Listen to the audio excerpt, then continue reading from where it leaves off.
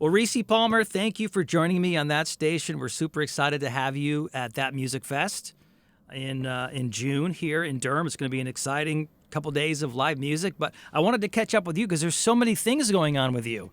I mean, you're hosting the Color Me Country radio show, so I'm a bit intimidated because I know you know what you're doing. Revival's a fantastic album. It's gotten rave reviews. I want to talk about that. You've also played the White House, the Grand Ole Opry, and New York City's Lincoln Center. I mean, what a life. It's been a really, I'm still blown away sometimes by the places that music has taken me. Like Yeah. seriously, I'm just really very thankful. Very thankful. And where did all that start for you? When did you discover music? How old were you? Oh my gosh. I think the earliest that I mean, I always remember music. So I think a benchmark was my mom in my baby book wrote that when I went to the doctor, that the doctor put in my file sings constantly, like a two. And so yeah, so it's just always been my thing. Like music has just always been my mode of expression. Was there a moment in time where it became serious? Like, do you remember when you sort of were like, oh, I think I really want to like do this. I want to write songs. I want to play music. When did that happen? I think the turning point was my mom took me to see Dreamgirls. That's what it was when I was like 5. Yeah. And I understood the concept that this was like a play. And so I was just like, these people are getting paid to do this. Yeah. And I was like, you can get paid to do this. And that's when it clicked. And then as far as the songwriting aspect of it, I don't come from a particularly musical family. Mm-hmm. Like neither my mom nor my dad are musicians or can sing or whatever, but they love music. And so I always remember the house being filled with music and like really good music and diverse music. And I was one of those kids that would sit and look at the inside. I'm dating myself, but I would look at the records and I would read the liner notes and I would Yeah. look at the lyrics on the inside. And I was like, who wrote this? Yeah. And I just became kind of obsessed with the idea of being able to tell stories in song. And I just, I've always loved stories. I've always loved telling stories. I'm a big, anyone who knows me will tell you that Reese likes to tell a story. Mm-hmm. So, it all just kind of, I don't know, it all just kind of came together in the things that I love. Talk about. And Oh, go it ahead. made sense. Yeah. No, I'm I sorry. was going to say, talk about this recent album because I feel like there are some great stories and meaningful lyrics throughout Revival.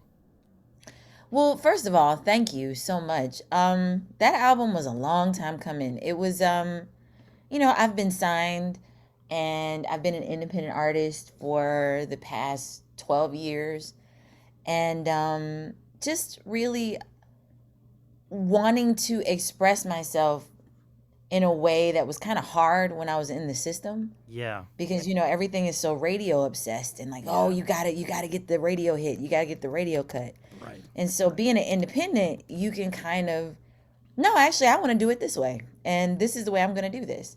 And so this album was me fully taking control of who I am and the types of stories that I tell and the way that I tell them. Mm-hmm. And I wanted to talk about my life. I wanted to talk about my marriage. I wanted to talk about my children. I wanted to talk about my mother. And like, I wanted to talk about the world. Because it's so like, it's hard to live in this day and age and not be affected by something that's happening in the news. And so I wanted to figure out a way to talk about it. And so that's what went into this album. It was kind of a diary of where I am and what I'm thinking in the moment right now. Yeah. Have you had a moment to think back about that little girl at Dreamgirls and be proud of yourself for what you've accomplished? Um, I mean, there are moments, I'll be honest with you, I don't ever like cuz I'm always moving. Yeah. I probably don't take as much time to stand back and really look at everything. But like there's moments like when I'm when I'm talking to other artists and they're just like, oh, we're so you because of this thing that you did or you said, I was able to do this or whatever. Like that makes me really happy. Like, cuz that's legacy and Right. that's the kind of stuff that I want to leave behind. So, Yeah, that's great to I be guess able yeah, to leave an impact on somebody else. I want that. Like Yeah. it's all these other things are really great, but it's like, accolades and all that stuff and good reviews and you want that. But for me, it's just like, have I made it easier for someone coming behind me? Like that's the kind of thing that I really care about Yeah. and that really matters to me. Well, that leads us to Color Me Country, your radio show on Apple Music. How did this start? So Color Me Country was a long time in the making. Several things. I wanted to tell the stories that weren't being told, Hmm. and I wanted to make sure that nobody's legacy is erased. Yeah. And because it's not iconic in mainstream ideals, a lot of things get brushed under the rug and don't get talked about. And so I just wanted to make sure that there was some sort of documentation that these artists and these people existed and that they were people and that they were artists and they weren't just black people or Right. indigenous people or Latinx people. Like they were fully formed artists.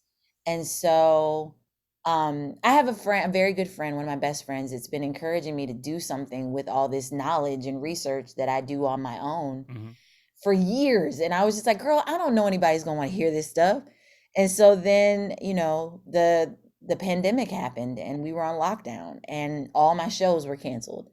And so I had nothing but time and third grade math to teach to my little girl. And so I just started calling the artists that I knew, and I started doing research on more artists and finding people and talking to them and interviewing them. And by this started like in March, and by June of 2020, I had 24 interviews already in the can. Wow. And Apple came along because of a friend who introduced me to them and linked me up, and I signed the contract with them in July of 2020, and the first episode aired in August of 2020. Wow. And we're now in our second season. And I've never hosted radio. I laughed whenever you said you were intimidated because like I literally am 2 years in. Like I just started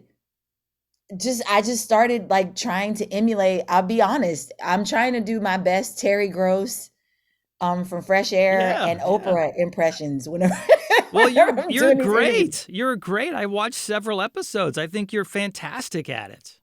Thank you so much. That Yeah. means a lot because you're a professional. Like Mm. I just, I just want, I just want people to feel comfortable. I want people to feel honest because I think when you're in a situation where you're comfortable and you're just having a conversation and you're not being interrogated, then you're more apt to tell or say things that you've never said before Mm. to True. people. Yep. And so it's that's what I strive for. Just that comfort and that honesty. Yeah. Well, you can see it and you can hear it in the show. So congratulations Well, on that. thank you.